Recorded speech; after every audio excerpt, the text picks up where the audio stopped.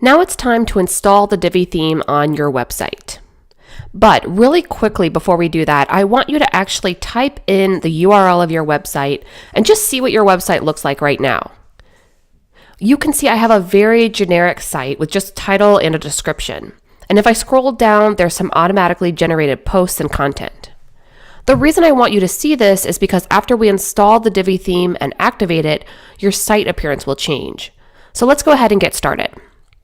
Head on over to your WordPress dashboard.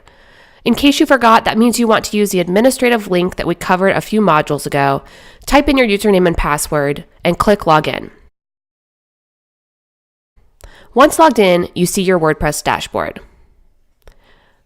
To install the theme, first hover over the Appearance menu item and click on Themes. You can see that there are already 3 themes here. These are the default themes that come with a new installation of WordPress, but we won't be using these for our tutorial. Go ahead and click on the Add New button at the top of the screen. Again, at the top of the screen, click on the Upload Theme button, and then click the Browse button.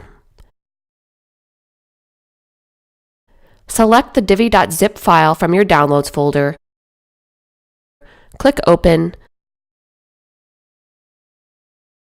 and finally click Install Now. Depending on your internet connection, this might take a minute or so, but once the theme is installed, you should see this message which tells you that the theme was installed successfully. The last step is to click on the Activate link. This tells WordPress that this is the theme you want to actively use on your website. Now you have the Divi theme installed and activated on your website.